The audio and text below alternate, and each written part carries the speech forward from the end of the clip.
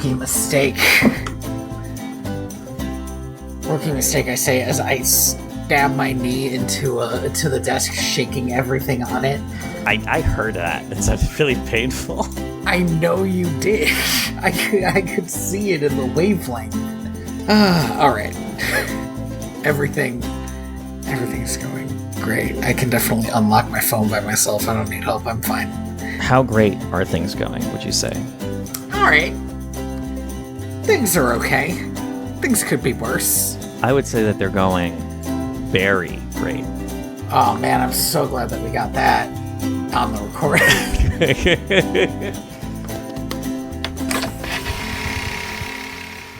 Welcome to Direct to Video, VHS.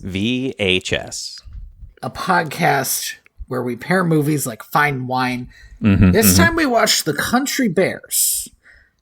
Andy, have you ever been to the Country Bears Jamboree? I have not. I have only ever... I think it was already taken out of Disneyland when I went as a kid. So I never got to go. I think it's back. I don't know for sure. I think it's at Disney World. It's definitely at Disney World. Because just after we watched this movie, Jamie got a notification, just like randomly on her newsfeed, that it was closing. But it turns out it's just closing for repairs. It's fine. Foof. The Country Bears focuses on a concept that was probably almost outdated by the time they did it, which is this like making fun of hillbillies and hillbilly music because it's just a fun time concept. We all love doing it. Sure, why not?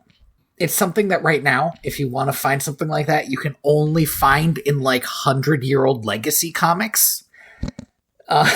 Because who talks about hillbillies anymore? And yet the Country Bears movie refuses to allow a bear to play a jug or like anything with one string on it. Have you ever seen Emmett Otter's Jug Band Christmas?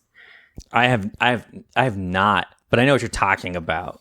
Honestly, we probably should have watched that movie with this movie because the movie in the music in Emmett Otter's Jug Band Christmas feels more true to the Country Bears than this like pop rock country that they have in this movie. And that is, as I sat with it for a day, that is my biggest problem with this movie. And I think part of it is that I don't like pop country music. So every time they would play music, I'd be like, okay, I'm just going to sit back, just sort of chill out and wait for the cops to come back because they're fun. Or Barry's brother. Oh, gosh. We're going to talk about Barry's brother. Dex, I think is his name. Dex, who I believe is not the middle brother from... or not the older brother from Malcolm in the Middle, but I was convinced... he has his hair. I was convinced it was him, like, the whole time. I think he would have been too old to play this character when this movie came out. Yeah, I think so as well. He does look like him. I'm actually trying to find this guy. His name is Eli Marienthal. It is the voice of Hogarth in Iron Giant, which is fantastic. Oh, okay. Good pull. I will be honest, I think he is giving a stellar performance in this movie as the only person who sees things for how they are. This is the thing. It's like he came in from another movie, and everybody else has just grown up in this world, in the world of this movie, and bears are just like musicians, and he's like, that's a bear. There was a sitcom that my parents used to watch. I don't remember what the name of it was. It was in Spanish. It was a Mexican sitcom. And the bit of the sitcom was that everybody in this family wore like this absurdly 80s like fluffy clothing. Okay. Except for the eldest daughter who wore normal clothing. And they were always like making fun of her like, why are you so weird? Why don't you act like the rest of the family? And this sounds like a strange energy for a sitcom. I'm kind of curious about it now. It's not that good. Pity. But it was a sitcom that my parents watched all the time, and I was thinking about it while watching this because like that's clearly what they're trying to go for with this character. Like, oh, he's like the only person in this weird world who understands that this is kind of an odd situation. This is a weird situation. I want to be fair to this character. When he was first on screen, he's clearly supposed to be like bullying his little brother, but the only way I could read it was that he was fucking sick of lying to him. It's not a good look for him because he spends like the first half of this movie just kind of being the worst. But here's the thing. I was thinking about it, and if I'm from a big family, if one of us was adopted and my parents pretended they weren't, it would stress me out. Mm-hmm. Like, I would hate that. That sounds so gross to me, I guess. Yeah. For a child to like ask questions about their own personal history and not get a real answer from their parents feels bad to me. And I don't know. Family is complicated. But in this specific instance where the child is a bear, I think it's fair to say, yeah, you're a bear. You're a bear. And Barry clearly knows he's a bear, even though he doesn't know it because he has an ongoing obsession with the country bears. And this is the thing that pisses me off. Mm-hmm. Is this a world where bears just kind of hang out, or is it not? There are only, as far as I can tell, even though they go to a honey bar, yeah, there are only the country bears. No. Barry and one of the country bears' girlfriends. No, you're wrong. Okay, who else is there? At the car wash, in the background, working at the car wash, are two other bears. No way! There are. And Tony, you know what? I think that's the only time they do that. That is astounding because they do, and I have to say it again, go to a honey-themed bar where they serve honey. And when they go to the wedding, there's like a whole salmon that one of the bears is eating. So bear culture is part of our culture, right? So yeah, right, exactly. So like what percentage of people are bears? Like 0.1%? What are we talking about? If every bear, hold on, how many bears are in the United States? How many bears? Oh, we killed a lot of them. How many bears are, yeah, but we're doing reclamation in the U.S. This has got to be a question. All right. 465,000 at the most. Pretty low. That's not counting Alaska, right? That is absolutely counting Alaska. Shit, man. No, sorry, man, it's not. It's not. Okay. It's not. Oof, okay. This is that excluding. Makes me feel a little better. This doesn't count Alaska, Idaho, South Dakota, Texas, and Wyoming, whose population sizes are unknown. So this is like the maximum numbers, like 500,000 bears. That's not a lot of bears. That's like enough to make a state. And so my question is why are they hillbillies? Because they're from the mountains, I assume? I suppose. They sure seem to live in... I don't know where they're supposed to be. California somewhere, probably. And I thought they were in Nashville. Fucking, they could be anywhere. I don't know. Anywhere. They could be at one point. Barry starts running home, and I was like, I didn't realize we were close enough to your house now. The Wikipedia page says, and big citation needed for this, that the film takes place in a universe where bears coexist with humans. But I don't know where they got that from. I don't think they ever. What they try to do is very clearly like Muppet rules, right? Where Muppets are around and nobody really questions it. But it's weirder with just these big bears than it is with the Muppets, because in the Muppets bears exist. Yes, you know what I mean. Like Fozzie exists, but also bears exist. Yeah, frogs exist. Regular frogs are out there. Their legs are getting eaten. Mm-hmm. But Kermit exists. And Kermit exists, and his family exists. And his family exists. He's got like a big family. There's multiple frogs. He's got a nephew. Like. But this is the other thing, right? And also, I might as well mention here that the animatronic bears in this movie were handled by the Jim Henson Company, because of course they were. Who else could do it? Nobody. They are off-putting. They are terrifying. They look just like real fucking bears. Do you know my favorite thing about this movie? I do think that this is my favorite thing. Christopher Walken shows up pretty early. Yeah. To be like, I'm going to be the bad guy in this movie. I'm trying to close down Country Bear Hall. And the bears are scared of him And that's great because they are huge. They look like real bears. And Christopher Walken's like, I'm scarier than you. And he is. He is, like, genuinely he is. The thing about the Muppets, right, is that in the world of the Muppets make up like 50 to 60% of the population. That is, again, a bold statement. I would have guessed like maybe 20, but it's fine. It depends on the movie, number, I think. That's true. In Muppet Christmas Carol, they make up maybe 70% of the population. No, absolutely, because the chickens are alive. Right, but in the Muppet movie, they make up maybe 20 to 30, like a much smaller percent. In the Great Muppet Caper... Oh, there's a lot of them in Great Muppet Caper. The point is, yes, if you are in a world of the Muppets, you will occasionally run into a puppet that is unaffiliated with Kermit's group. Yes. You'll have like the bit Great Muppet Caper where Sam the Eagle is there, and he doesn't want anything to do with any of them. Yeah. I don't remember off the top of my head what the makeup of the Muppet movie, or I guess it was just called The Muppets, the 2011 movie. But I feel like it was a lot. Well, a lot of the evil coded characters were working with the bank that was trying to tear down the Muppet Hall. Mm-hmm. Just like in this movie. God, Jesus Christ, you're right. It's the same. And there's even a fucking Muppet kid coming from a human family.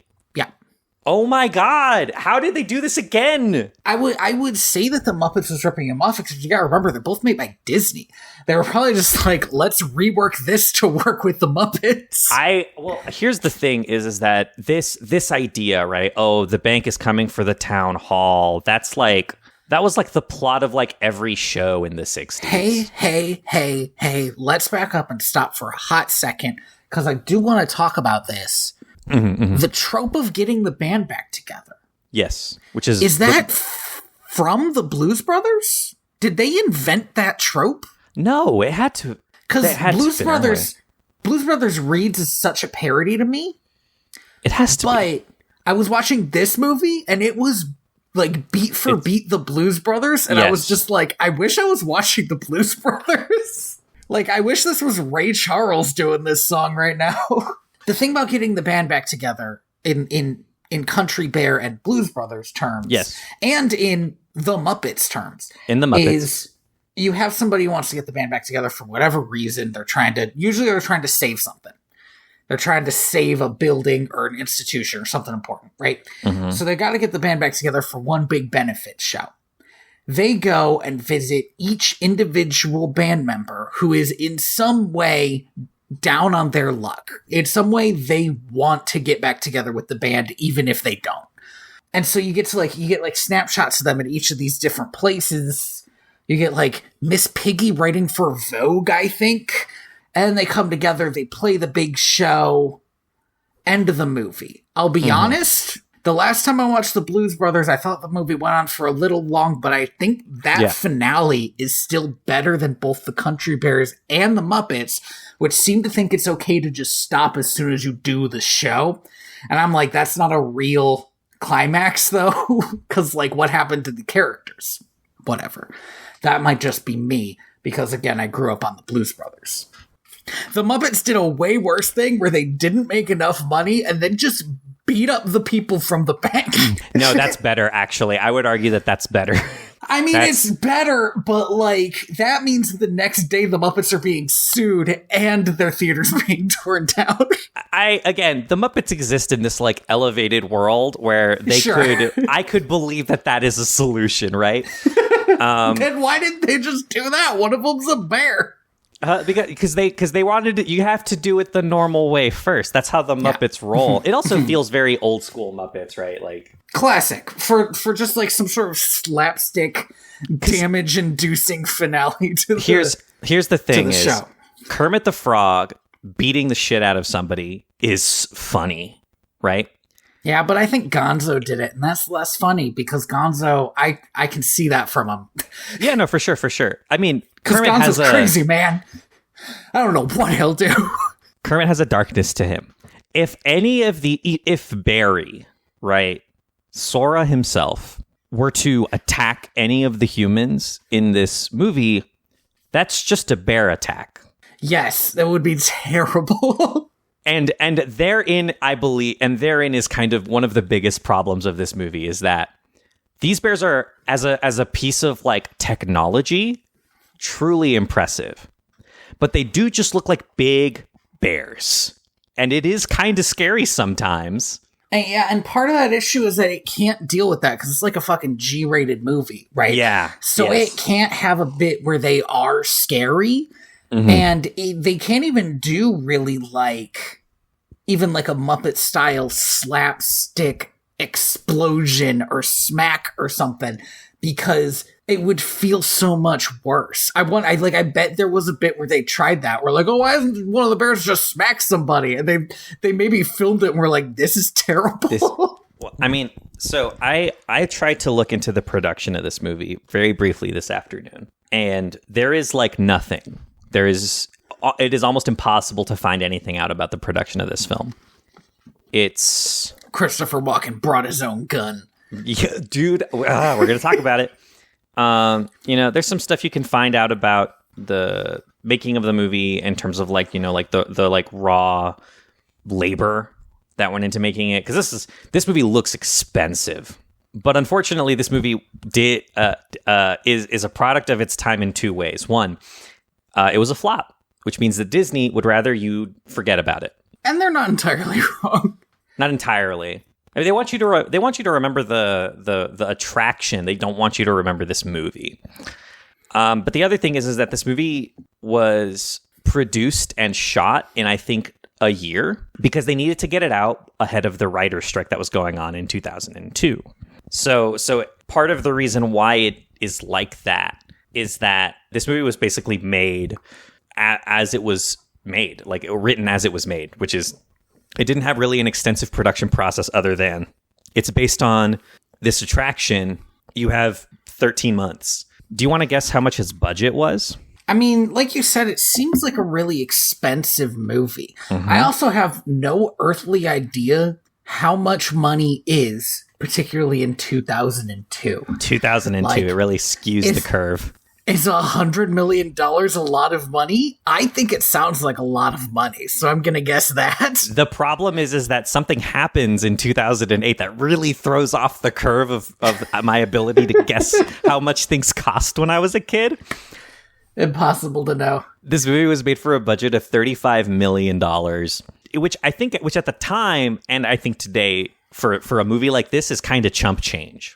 I mean, I think that's impressive. Like you said, it looks like an expensive movie. They also get a lot of cameos from people who cannot be that cheap to get cameos from. It really feels like they were calling in like all favors. Okay, I know I already said my favorite part. Yeah. But low-key, my favorite part is when Elton John is there and doesn't sing or do fuck all. And they don't even realize it's Elton John until later. That is fucking hilarious. I was like, oh, is that just supposed to be Elton John as a gardener? That's a really funny bit. So the reveal later that no, that was just the real Elton John is choice. That was one of the few times the movie got me to laugh. This movie made $18 million at the box office total. Womp womp. Rough. You hate to see it happen, but honestly, who was gonna go see the Country Bears? Well, I can tell you one person who was really excited to see the Country Bears, and it was me. Okay. At the age of 7, I hate this movie so much as an adult but I did love this movie as a kid. I'm glad that we finally hit one of those for you. I feel like we hit a lot of those for me. Yeah, I don't understand how I liked this movie. It's so untethered from any plot or writing. So let me talk about one thing about the way the way this movie was not produced or advertised. We're actually getting to talking about the movie. Yeah. In the beginning, we see the Country Bears when they're at their biggest. At their peak. They are more of a rock group than a country group. I talked about that. Like, they're like pop rock country. They're like, I don't think we had the word for this in 2002, but they're what we would call stadium country. So they were in a packed stadium doing fucking stage dives and everything. They never went on tour. And I think if you got a bunch of people in fucking bear suits touring the country to promote your bad bear movie, I think that would be great. I just kind of wish that had happened. I don't think that they would have been good, but I wish it had happened. One of the things that I've heard about this, but I wasn't alive when it happened. But we've talked about it before, I believe, is the Teenage Mutant Ninja Turtle live shows that were like all over the place. I think something that's more within like my living experience is like the Wiggles. I want more bespoke children's live entertainment. But then you run into the problem again that these are just 5 big fucking bears. Andy, you run into the problem that's fucking hilarious. As an adult, I would find that way more interesting than going and seeing Paw Patrol live in concert or whatever the hell. Okay, yeah, but you don't go to watch the Wiggles because you're a big stan of fruit salad yummy yummy. You go because your fucking kid loves that shit. Andy, there are certain people who go watch the Wiggles because they're a big stan of fruit salad yummy yummy. Maybe so, but like there are, let me say, like women of a certain age who are very into the Wiggles. No, yes, I understand, but perhaps men of a certain age. You take a kid to see this shit, they're leaving in tears. They're terrified. They might. Okay, yeah, that's true. There is a photo that my aunt sent me like not a week ago of me sitting in a fucking Chuck E. Cheese fucking like little animatronic car. I look terrible. The photo's super faded, but like it doesn't look like I'm having a good time. Okay, we gotta talk about Barry. Let's talk about Barry. So, actually, yeah, that was a documentary that was on that thing. Barry has an obsession with the country bears. Barry is, in fact, a bear. His obsession is because he doesn't feel like he fits in his family because they keep on fucking lying to him. Because his parents, God bless them, because no one else will, found him at a national park. So, the story of this is very strange to me. Because it seems like the Rangers found him, and at least for a while, had him walking around with a collar on to track him, and it doesn't sound like he had a bear mother at that point, and eventually some people came to visit the national park and just left with the bear. Not usually allowed. Yeah, and quote, showed him a bunch of Barney and pretended he was their son. End quote.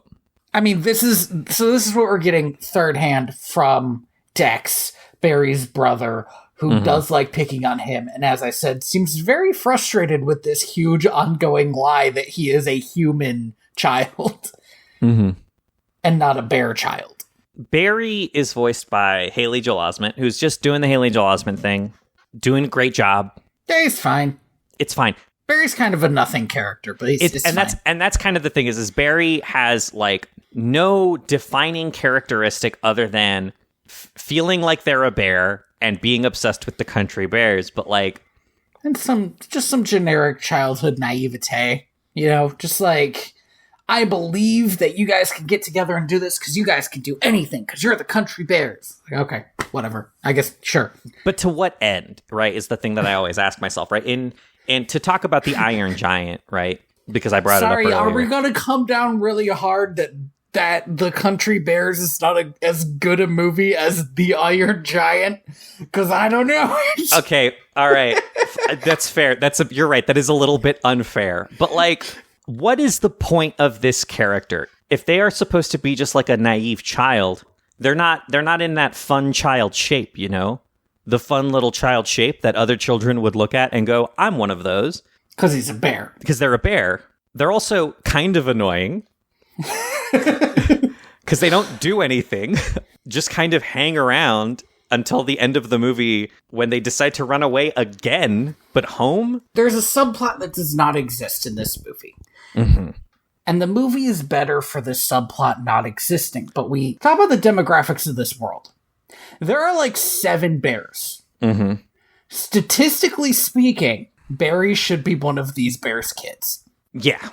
Yes. The fact that he isn't is fine. I don't think I would have liked that movie. Mm-mm.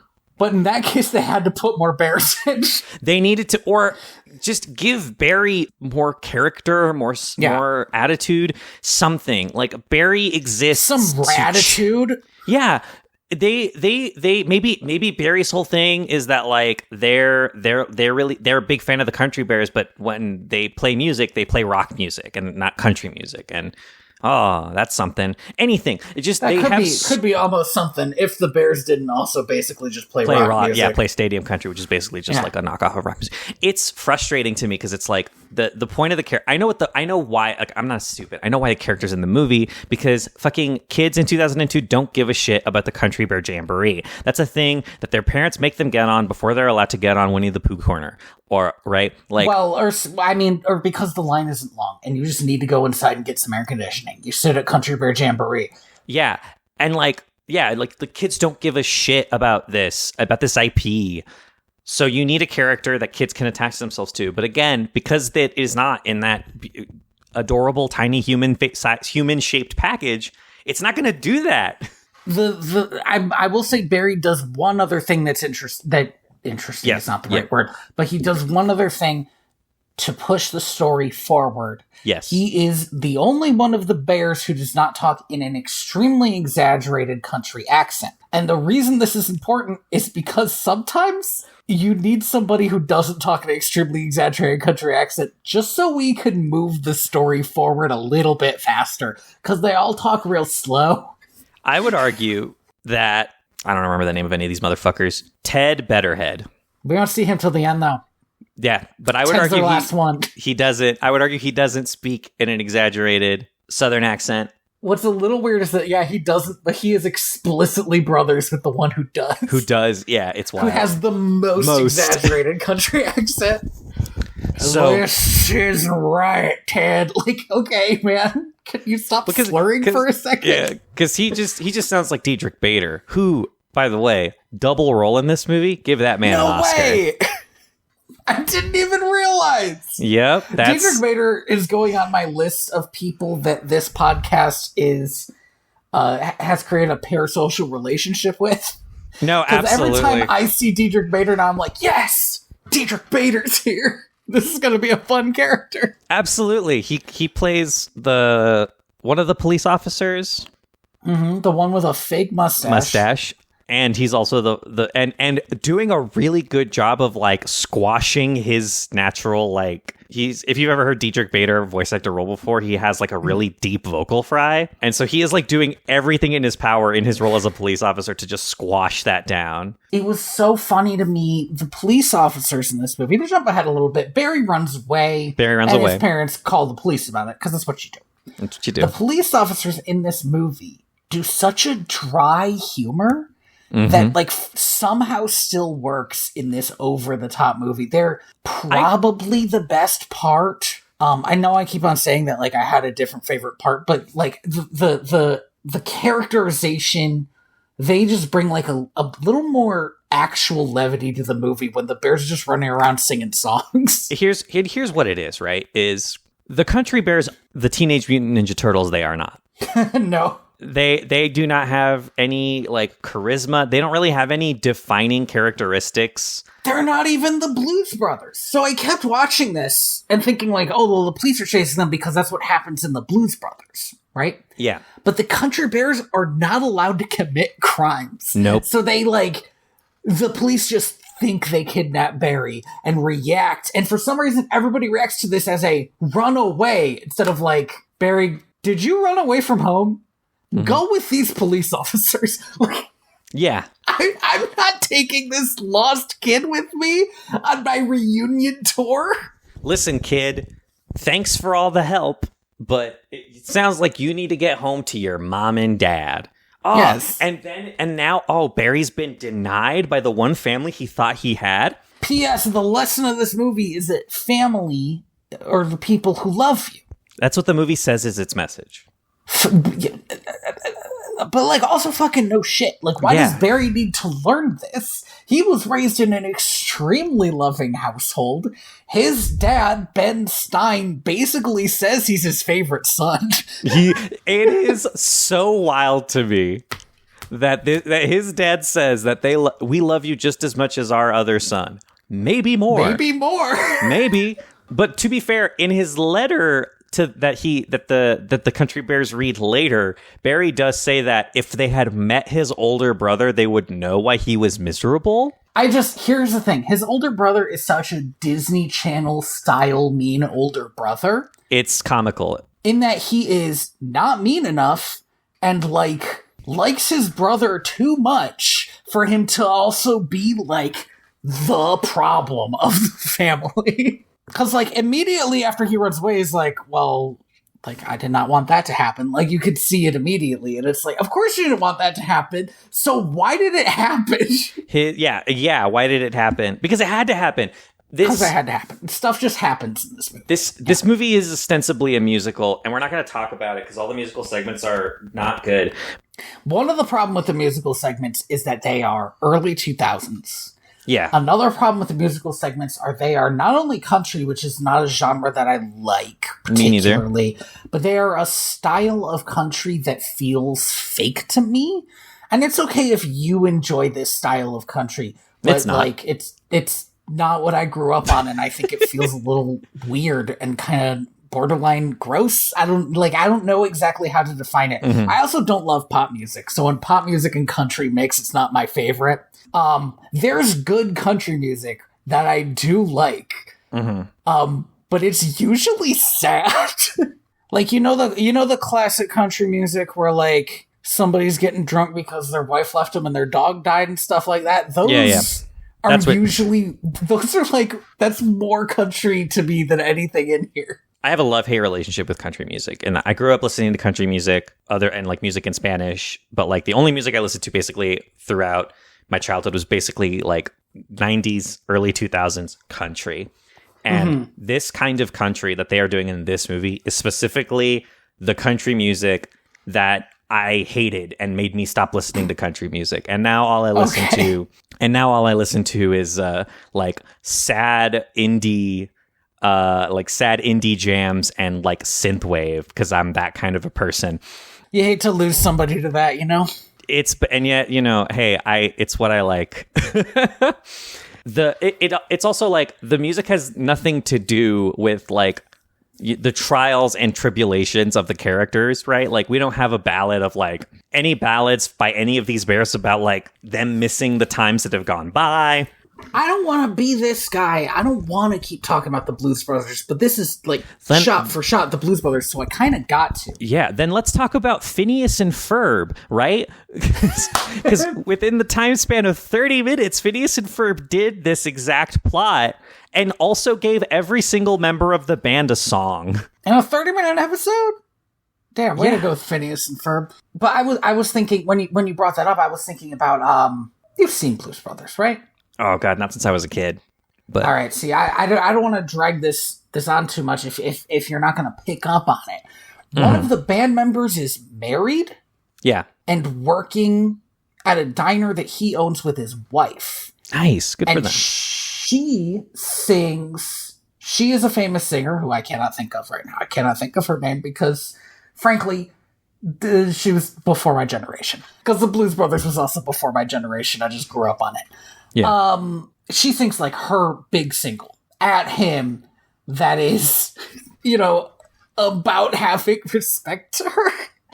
And even though this is very jukebox musical, even though it's like, oh, this is the song that she has to sing because she's in this movie, it works, and he gets up and leaves despite her big song, and that feels kind of important. Even though, like, here's the other thing about that movie, none of the band members are actual characters almost at all, because they're actual band members and not actors. So you kind of have to get that all that stuff across in the music and the songs.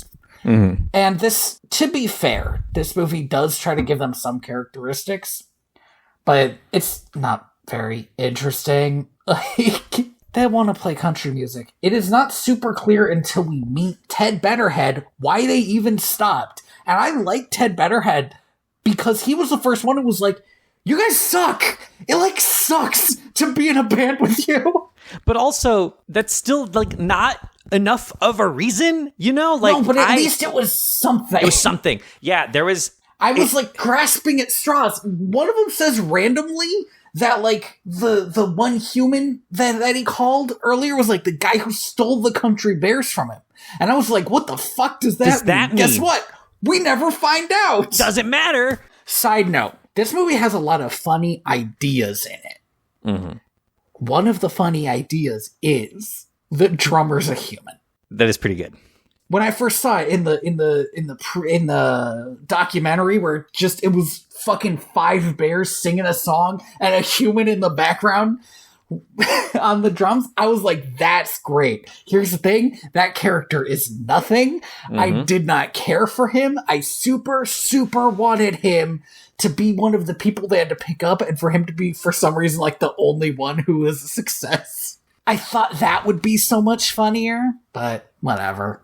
First of all, that character is the illustrious MC Gainey, who is like one of the most working character actors in Hollywood. Like, he has been in a million movies and a million TV shows. I'm happy that he got the screen time then. Like, he was sure on screen a lot. He sure was.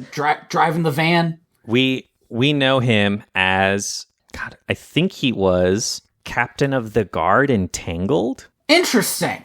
That's interesting because he has a pretty deep voice as the Captain of the Guard, and I feel like he doesn't in this one. He's kind of got a sort of pothead roadie type voice. Yeah. I mean, he's a good actor. He tends to play like biker guys. That's kind of been his thing, but because that's just what he looks like, you know. Mm-hmm. But like, he's been in like a million things. It's one of those things where it's like he is so underutilized in this movie that it's like it kind of sucks that he just is good to have so little to do. So what happens in this movie is that Barry goes out, he runs away from home, he finds out that the Country Bear Hall is going to be torn down by the bank, Christopher Walken representing the bank, and he decides that they have to get the band back together, which everybody thinks this is a crazy idea, it'll never happen in a million years. It's not clear why they think that. But then they go and they get everybody and they get them back together, and then they play, and it all works out. And here's my problem, is that there's not that much left to talk about. I have, like, a list of my, like, stuff that I enjoyed, but it wasn't that much stuff. There is one thing left to talk about. Yeah. Which is the greatest twist, I think, in the history of film. It made this movie cinema for me. Okay. You know what? Let's talk about the Christopher Walken character for a little bit first, because I want to build up. Christopher Walken is Reed Thimple, who is a banker, who is the new manager of the bank. Owner of the bank? They never really settle on what he is to this bank. It seems like the subtlety seems to be that he bought this bank specifically so that he could tear down Country Bear Hall. He has this great scene where it's so good. Many bottles of Country Bear Hall, and he is smashing them, and every time he doesn't change the line at all, which makes me think this might have been originally one scene. And then they just repeated it in the edit. But every time he just goes, he puts the Country Bear thing, he pulls a lever, it smashes Country Bear Hall. A comical anvil. Oh no! Country Bear Hall! And he does that like 5 times. It's so, and then we even get to see him though. He picks up the like remains of the popsicle sticks and then throws them into a large pile of other models, and he does it again. And at first I was like, so this guy's whole thing, he hates Country Bear Hall and he wants to destroy it. He has no other purpose in life. He is incorrect. I would have this is like exactly the character that we loved in The Great Muppet Caper, right? Like just like like a cartoon of a human being. And then we find out that he's not Reed Thimple, a banker. No. He is actually Benny Bogswoggle. And now listener, you might be thinking, Who the fuck is that? Well, here's the problem. We left out some very important backstory for the Country Bears. Which you could be forgiven for thinking it was just a stupid joke they made. Yeah, but and to be fair, it is in isolation a great joke, which is that the Country Bears got their debut, their breakout hit, doing a talent show, and they won. They got first place, and second place was an arm musician, so a guy who does like arm farts, and that's the joke. And that's not that funny, but the second place guy gets so upset, he throws a chair at one of them, which is so funny. And that arm fart guy, that was a young Benny Bogswoggle. Actually, I do quite like when Christopher Walken is like, finally I'll have my revenge, and one of the guys is like, you threw a chair at me. Yeah, it's really good. It's really funny. It's Christopher Walken does such a great job too. There is a gun in this movie for like 3 seconds, and Christopher Walken is holding it and pointing it at these bears. And it is the only time in this movie I've been like, oh shit, hold on, these bears could die. These bears could die right now. He does appear to have a fucking Wookiee-style bandolier of tranquilizer darts, so I think it's supposed to be a trank gun. That's how they're getting away with this. But he doesn't say trank gun, and he is threatening them with it. I also don't... I know what trank guns look like, and like I could tell you right now that they didn't have one of those, I think, on set, and I think they just used a real gun model. Because hey, this movie was made in a year. Like they just went to the dollar store, got whatever, spray painted it black. He is like genuinely, Christopher Walken is a joy in this movie. He is like acting his heart out. At the end of the movie, when his evil plot is foiled and all of the people storm into the barn, to watch the Country Bears perform, they like them coming in somehow pushes him out, and as he's being pushed out, he goes, "I hate you, bears!" And I was just like, yeah, this guy's great. He's having a good time. So many of the people who are acting in this movie are having a good time, and that's nice, I gotta say. It doesn't feel like... Sometimes you watch a movie like The Lone Ranger or one of the later Pirates of the Caribbean movies, and you're like, everybody involved in this is having a bad time. It's stressful. You can tell that they're like working a lot, that the cast and crew is like really taking a hit out of it. This movie... It feels like everybody seemed to just have a great time. Now, unfortunately, the thing that came out of that great time is kind of terrible. But I don't feel like anybody involved in this movie was like, working a 40-hour day. Yeah, no, it just feels like a chill movie. And that is, I think, the one big point in its favor. That, like, if you're watching it, it doesn't sort of have that sort of... I would almost call it like an echo of stress. Yeah. I mean, it doesn't have that like veneer of like they were working so hard on this movie that this happened. It kind of feels like every scene at the house could have been filmed in a day or two, and maybe was. Yeah, I think it probably was. I almost believe part of the reason why this movie looks so expensive is its only practical effects. I bet that was also a cost-saving measure in 2002, I bet in 2002 this movie looked cheap. It means that this movie has aged remarkably well. That way, quite well. Yeah. Now, does it feel like the most early 2000s movie you have ever seen? It in fact does. I do not need to talk about the fucking Spice Girls hair all over the place in this movie. the low cut pants that everybody's wearing, the like light flare, all of them are faded. It's so weird how late 90s, early 2000s this movie feels. The frosted tips on the older brother's hair. Yeah. I feel like we're wrapping up already. I do want to mention a couple of lines that I liked in this movie.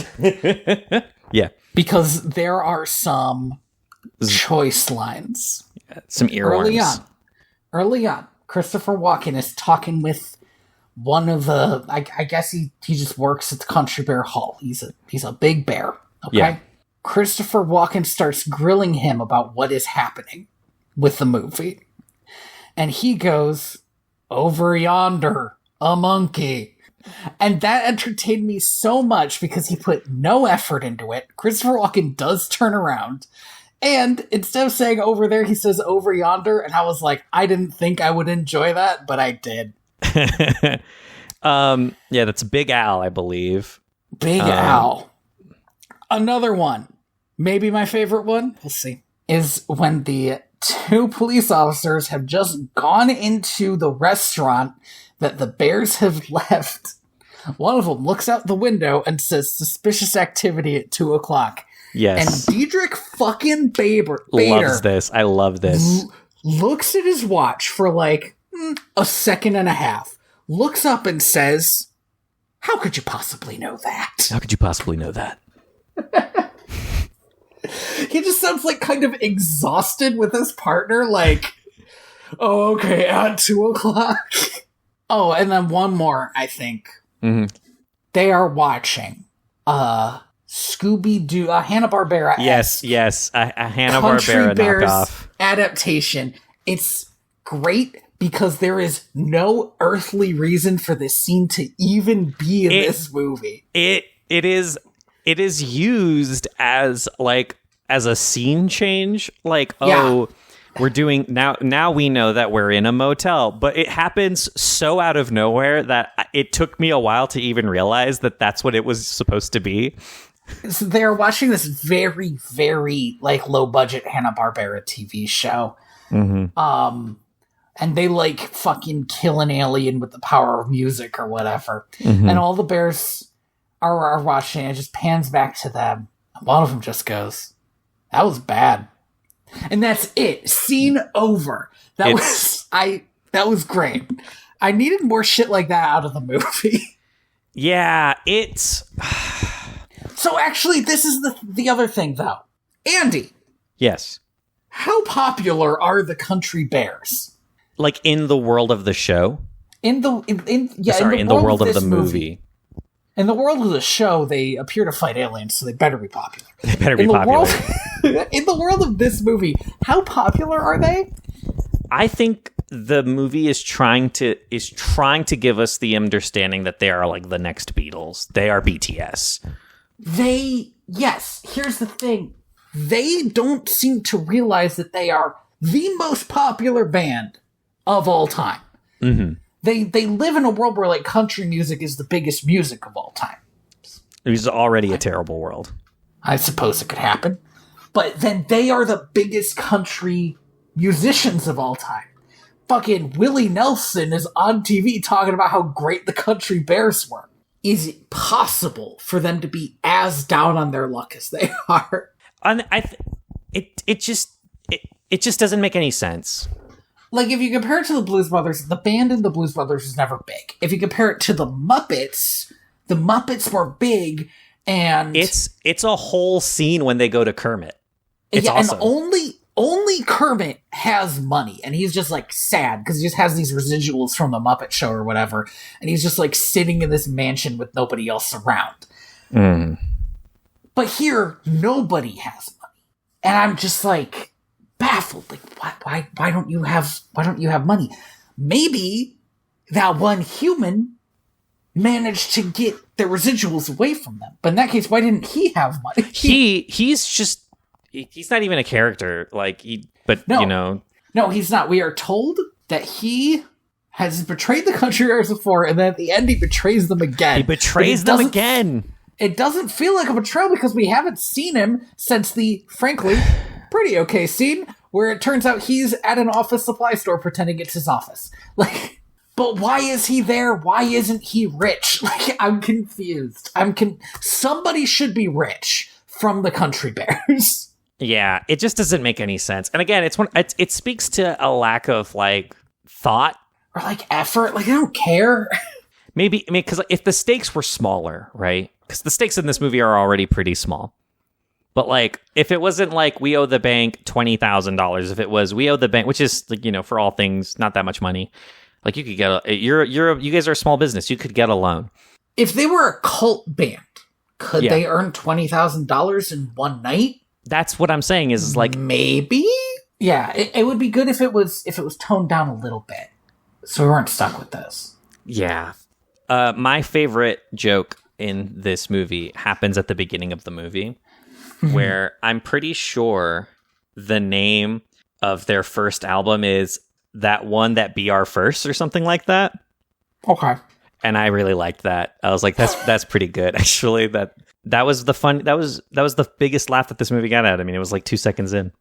I felt like I needed more hillbilly style music, and it's not that I wanted it.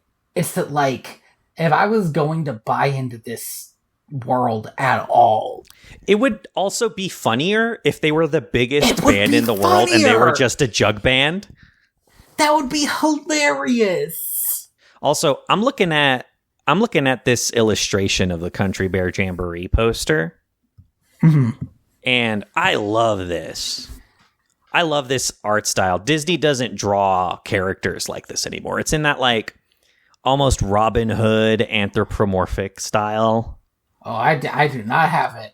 I'll tell you what, I'm looking at these bears from the actual Country Bear Jamboree, and they do not, in particular, look like the Country Bears. Yeah, and that's I guess that's kind of the elephant in the room, right? It's like, even if you're one of those Disney freaks. Sorry, they literally have a guitar with one string and a jug.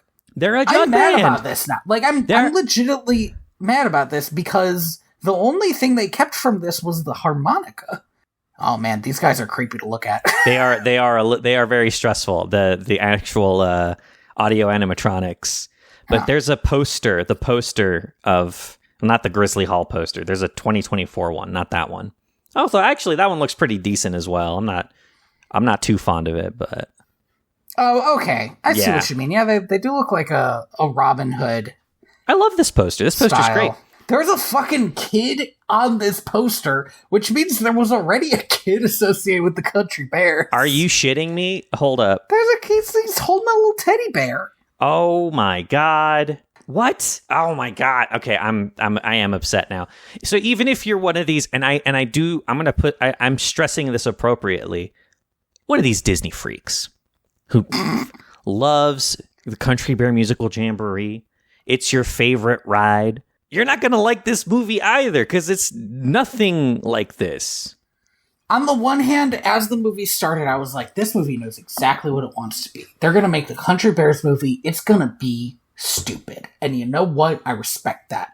But it loses my respect as it goes on, where it refuses to be the Country Bear Jamboree. And I guess for me, I look at this and I see like, oh, the Emperor's New Groove truly is a magical thing. Because the Emperor's New Groove could have been this bad. Right, it's the one movie that I know of that Disney made that was, like, functionally broken the whole way through, and they ended up with a great movie. When, like, a lot of the times they have these broken movies and they're like, yeah, we just released what we had and this was it. I am more disappointed in this movie than I wanted to be, considering now we have to watch another movie that I know I won't like. Oh, I know, and we're gonna have to talk about the elephant in the room on that one as well. God, I'm looking at this vintage poster for the Country Bear Jamboree, and I genuinely love these characters and how they're designed. They look so terrible. The choice to make them look like real bears is more and more confusing as I look at these animatronics. Yeah, it's wild. What if this movie was like a Space Jam where all the bears were animated? What do you think about that? I don't think it would have worked. I don't think it would have worked. Partially because that's like another $50 million. Like, oh yeah, for sure. That's $100 million easily. When did Looney Tunes Back in Action come out, actually? 90s, so I think a little earlier than this? No, although maybe no I'm way. wrong. No, because that was Brendan Fraser. That was Brendan Fraser. He wasn't big in the 90s yet, I don't think. He was big in 99. 99 was The Mummy. 2003. Okay. Wow, like a year after this. So I want to play a little game with you, Tony. It's a game that we haven't played in a while. Okay. The director of this movie, unfortunately, I don't think ever directed anything before or since this movie came out. It seems to me like they were an animation guy who somehow got this directing job. He doesn't. But I wouldn't say he was bad at directing. It was fine. I would be. I'm a little surprised that it. And maybe they got like different smaller directors for different stuff. I'm a little surprised that it wasn't just directed by somebody who directed music videos. So I will say that the music video segments were specifically directed by someone else. Okay, that tracks. I don't know who. Can't get their name on. I can't find their name very easily. But their director of cinematography, so the guy behind the camera, right? The guy physically holding the camera. His name is Mitchell Amundsen. This was his first movie that he had ever worked on as a cinematographer. And I want to read to you everything he does after this. Okay. Because my man has had a career. This, by the way, this is one of my favorite things that we do on this podcast. I love that the guy who did Mad Max did Happy Feet.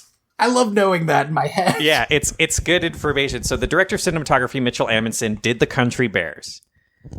Does not get a project for 3 years. In 2005 is the director of cinematography for Transporter 2. And then in 2007, works under Michael Bay for Transformers. Oh, okay. Then works with Timur Bekmambetov for the 2008 Curving Bullets movie, Wanted. Does G.I. Joe Rise of Cobra in 2009. Now, is that the second G.I. Joe? That is the first one. Okay. Interesting. It's not coming back a lot for these series, huh? Nope. Does a teen comedy film called High School that I've never heard of. Bad name for a film. Right. Same year, director of cinematography for Jonah Hex. You remember? Yeah, remember Jonah Hex? Jonah Hex. I mean, I guess I didn't see Jonah Hex. I have no earthly idea if Jonah Hex is a bad movie or just based on a character that nobody cared to go see. Both are true. I can tell you that both are true. Excellent. 2012, we get a double feature of Premium Rush, which I remember, but I don't think anyone else remembers. It is an action movie starring Joseph Gordon-Levitt where he's on a bike. I wonder when nobody else remembers this movie, Andy. And Red Dawn, the remake. Is that vampires? Sounds like vampires. No, that Which is one's Red Dawn? North Korea invades the United States. Oh, that movie! Starring Chris Hemsworth, Josh Peck, and Bread Boy Josh Hutcherson. Yeah. Did people watch Red Dawn, the remake? I did. I watched that movie on DVD. I also watched the original. The original's also bad, but it is a better movie. This really, the fact that The Country Bears is their first movie is so bananas to me, because in 2013, they work on the movie adaptation of Odd Thomas and Now You See Me, the magician heist film. Now, is that the good magician heist film? Or is there another magician heist film that I am thinking of? This is the one that has Social Network guy in it, and Mark Ruffalo. I mean, I'll be honest, I haven't actually seen the movie, but there's one of those that I know is purportedly good. I can't tell you which one, but it's this one. I can tell you that this movie gets a sequel, and the sequel is not called Now You Don't, which is a shame. Hey, what the fuck? Hey. Yeah. What the fuck? I know, right? It's part of the Now You See Me series. Apparently there's going to be a Now You See Me 3, and it's still not called Now You Don't. Now You 3 Me. Now You 3 Me. Oh, it's bad, actually. You know what? I would appreciate it if they did call it that, because that is very bad. We're gonna sprint through these next ones. 2014 worked on a short film. 2016 did a sequel to an Ice Cube and Kevin Hart movie. 2017 worked on a Dax Shepard comedy, Chips, and also A Bad Mom's Christmas, which I believe is a raunchy comedy with Mila Kunis, Kristen Bell, and Kathryn Hahn. You know, peak mid 2010s energy. 2018 works with none other than Brian Henson son of Jim Henson, on the Happy Time Murders, is the director of cinematography for the Happy Time Murders.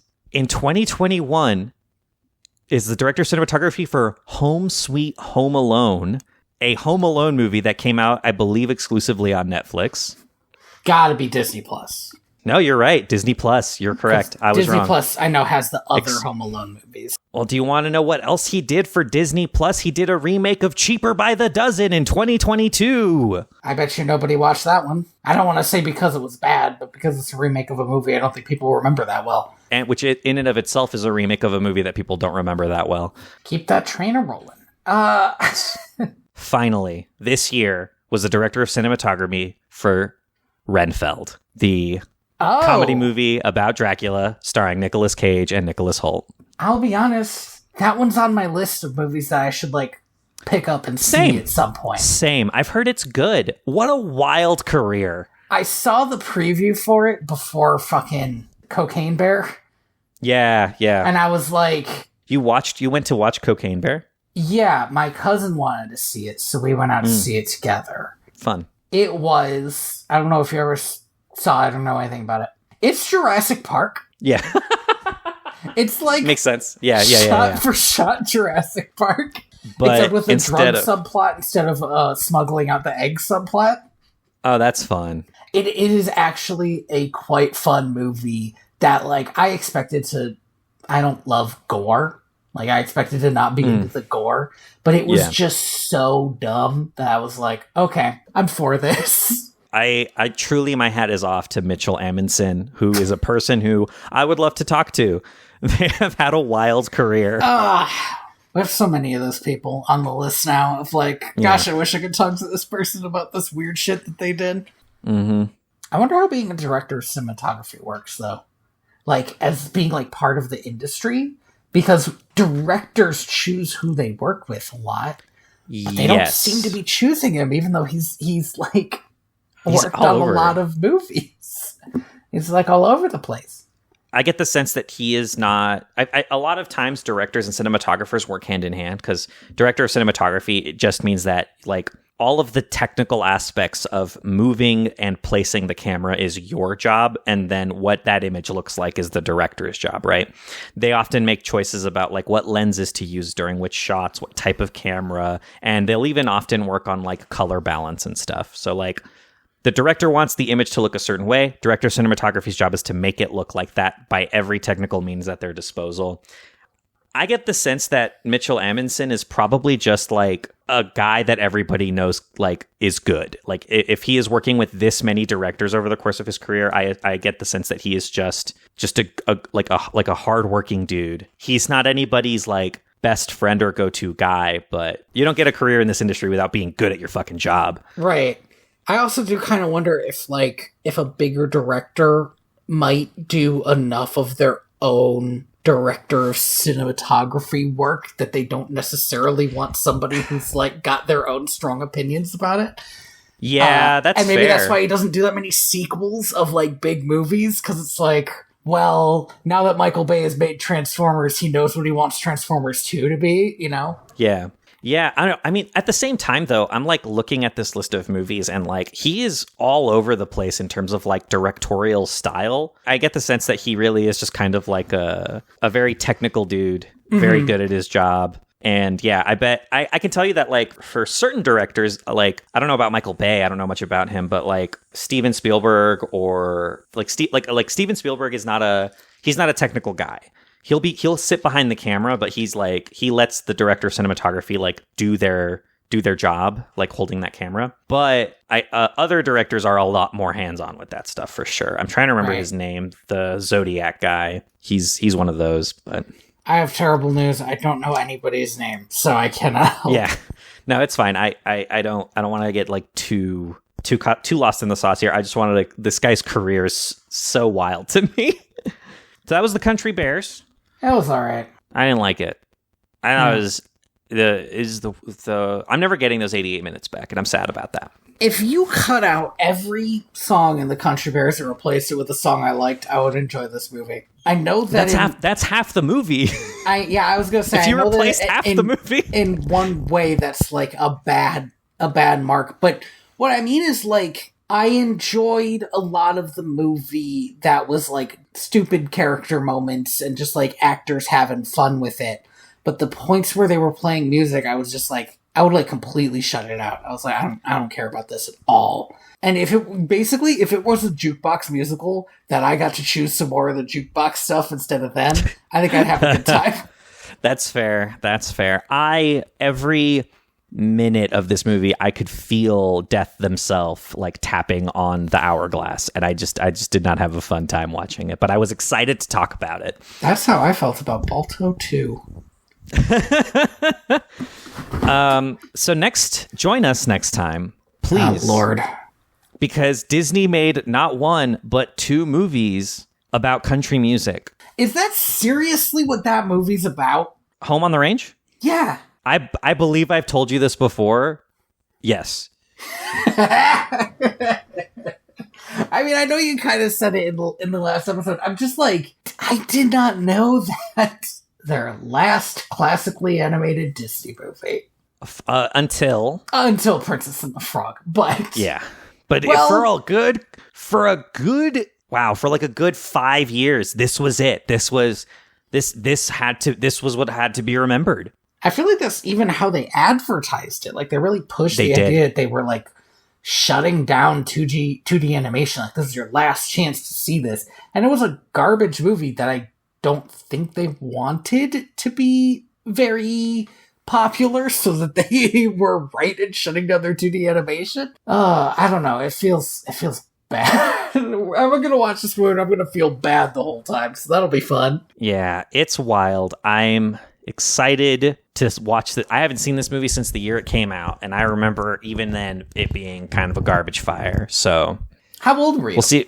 I would have been 9 years old.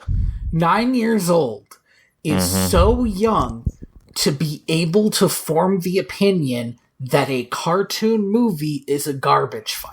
This is gonna be terrible. Because if you at 9 can realize it's terrible, it's gotta be bad. Here's the thing, right? Is Spider-Man 3 comes out in 2007. Spider-Man 3 is the first time in my life I'm like, oh, sometimes you can try really hard and come out with a bad product. Too many villains. Why are we throwing so many villains at Spider-Man? What's that about? Yeah, I think I can confidently say now that Spider-Man 3 is not the worst Spider-Man movie ever made. But I'm not gonna fight you about it, but I do think I would have to think about it and, like, really parse them out. Anyway, keep going. Home on the Range really put a dent in my, like, oh, every Disney movie is the best movie ever. Like, really, I truly believed that every Disney movie was a home run until, ironically, Home on the Range. And then I was like, okay, movies can be bad. Movies can be bad.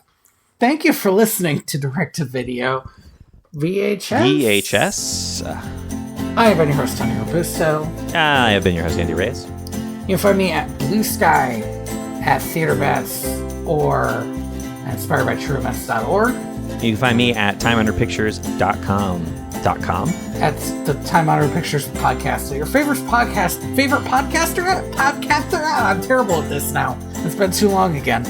I went on vacation in between the time that we did this one and the last one, so now I'm broken.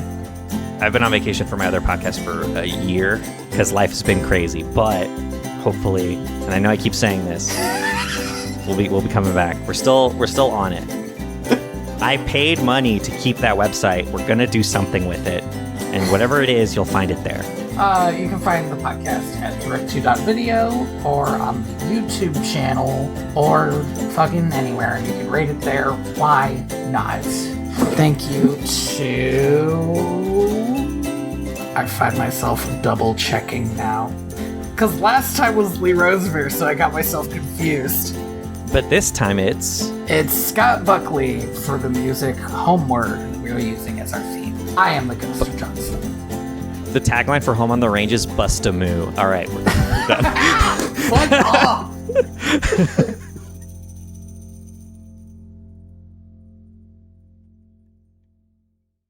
This movie feels like it was a test of my conviction.